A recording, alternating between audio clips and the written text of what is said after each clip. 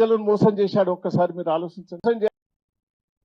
కూటమి ప్రభుత్వంలో ఉద్యోగాల జాతర కొనసాగుతుందని టీడీపీ రాష్ట్ర ఆర్గనైజింగ్ సెక్రటరీ నాదెండ్ల బ్రహ్మం తెలిపారు. అమరావతిలోని ఎన్టీఆర్ భవన్లో మీడియాతో మాట్లాడుతూ యువతకు ఆశ చూపే విధంగా నియామక ప్రక్రియను వేగవంతం చేస్తున్నామని అన్నారు. ముఖ్యమంత్రి చంద్రబాబు నాయకత్వంలో ప్రతి శాఖలో ఖాళీలను భర్తీ చేసే చర్యలు చేపడుతున్నారని వెల్లడించారు. ఉద్యోగాల కోసం సంవత్సరాలుగా ఎదురు చూస్తున్న నిరుద్యోగులకు ఇప్పుడు నిజమైన అవకాశాలు వస్తున్నాయన్నారు.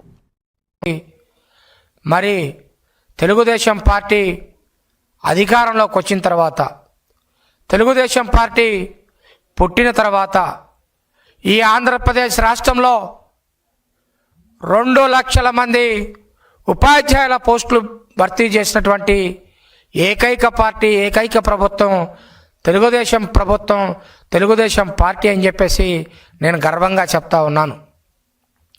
అంతేకాకుండా మొన్న ఏదైతే 2019 ఎన్నికల ముందు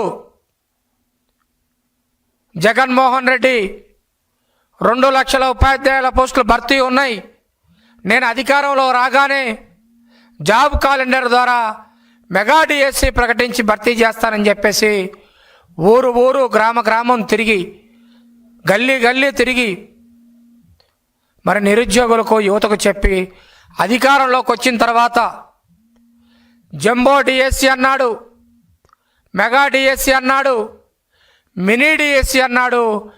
కానీ 5 సంవత్సరాల్లో ఒక్క డిఎస్సి కూడా ప్రకటించకుండా యువతని, విద్యార్థుల్ని మోసం చేసినటువంటి నాయకుడు జగన్మోహన్ రెడ్డి అయితే, పాదయాత్రలో నారా లోకేష్ గారు యువగలంలో నడుస్తున్న సందర్భంలో